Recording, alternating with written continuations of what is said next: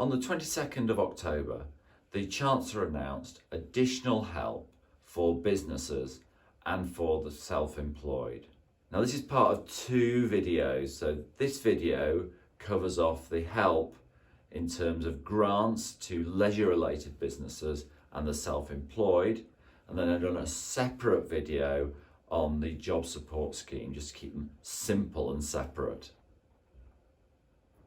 Now, there are some things to remember.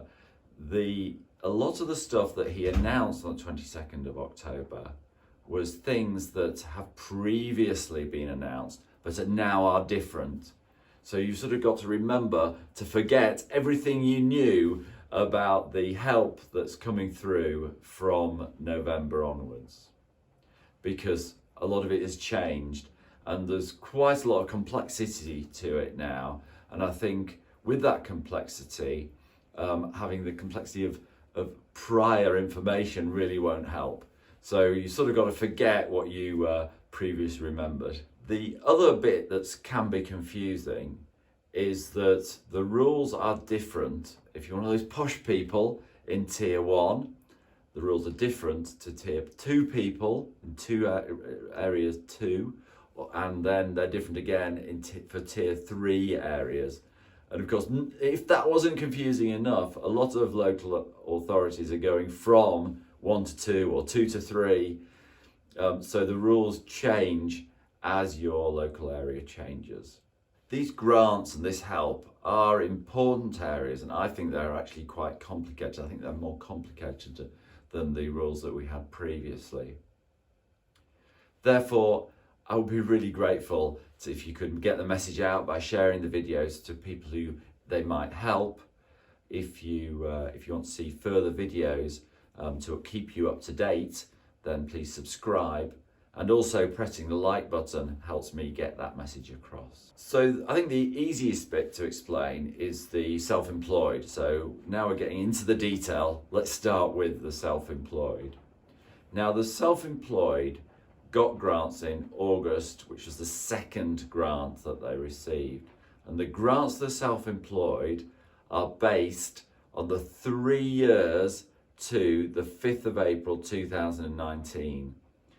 And the future help will be again based on the average of the 3 years' earnings up to the 5th of April 2019. Now it has been reduced from the August amount. So in the August you got 70% of your 3 months' earnings. There's another section of that which will come in February, and it'll be 40% of your earnings. So before it was 70%, it goes down to 40%. So that's just over half of what you previously got. It's actually 57 and a bit percent if you want to be more precise. So you will get another helping of that. And you don't need to do anything yet. The administration will go on in January, so you'll apply for it in January. The revenue will send you something out, just like they did in July, August. And then you'll get the money in February, and then that'll be for 3 months. And then there'll be another 3 months worth that you'll get in May 2021. So that is, in essence, the self-employed help.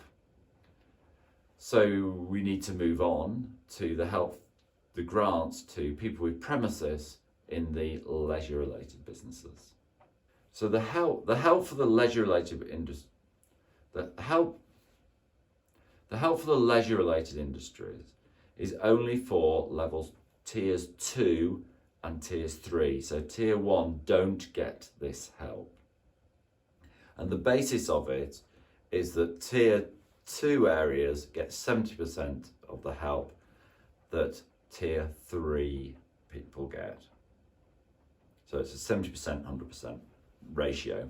Now I imagine that it'll be administered in a similar way to the £10,000 grants that we got back in a lifetime away in April, May last year. So it's administered by the local authority, which also means that each local authority will do it slightly differently.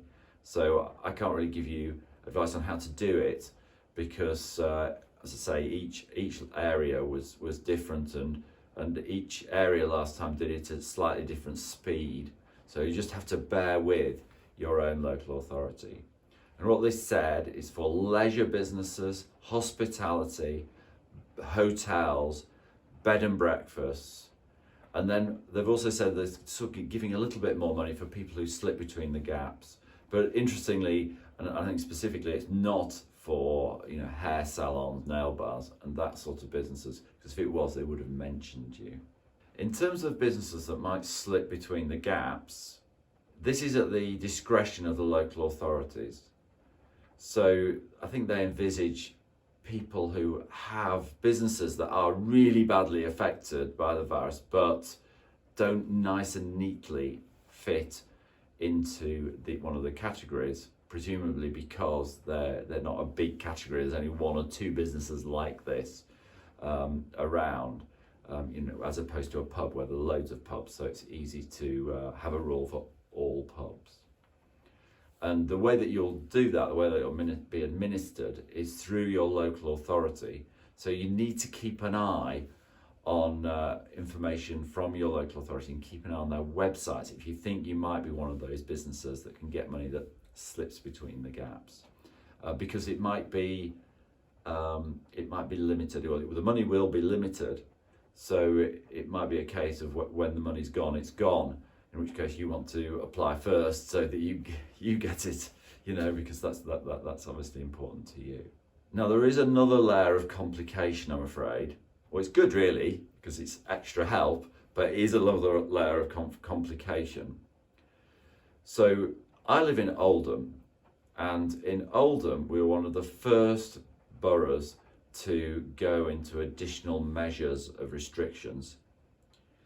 And we actually went into those restrictions towards the beginning of August. Incredibly, it seems an awful long time ago, but it was actually towards the beginning of August. And they're backdating this help to when those restrictions came in. So the restrictions that we had in August, they're counting as tier 2 restrictions, even though tier 2 hadn't been invented then.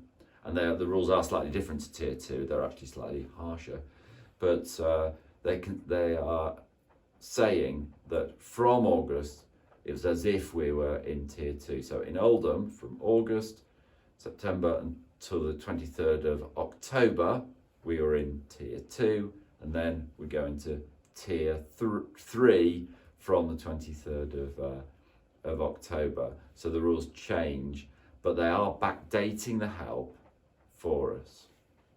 So therefore, it matters not only which tier you're in, but also when you went into the additional measures, if you did, in the first place.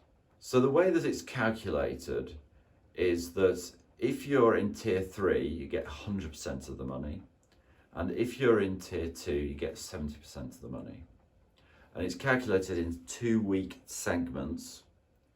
But they quote the figures in months, and as far as I can see, and I've read it 3 times, the months are 4-week months, so lunar months, but they have called them months. But it does seem like they're doing it in 2-week segments. So when they talk about months, it must be therefore be 4 weeks, and it seems to work with the numbers. So what is it? How much you get? So it all depends on your rateable value. So if you're a small business and your rateable value is less than £15,000 and you're in one of those industries, then if you're in tier 3, you get £1,304 per 4 weeks. And if you're in tier 2, you get £933. If your rateable value is between 15,000 and 51,000, in tier 3 you get £2,000 a month, and in tier 2 1,400. And then if you're a bit larger business, you have more than £51,000 worth of rateable value, then you get £3,000 a month in tier 3, or 2,100 in tier 2. And as I say, it will be administered by the local authority. I mean, the last time they did it for us, they sent a form through where you filled out your details, Obviously, it'll only be for leisure businesses. So if you are in one of those industries, you want to make sure you get the form. So do check the website of your local authority, because when they sent it to all businesses, it's an awful lot easier task than just to the gyms and the pubs and the hotels and bed and breakfasts and all those sorts of businesses.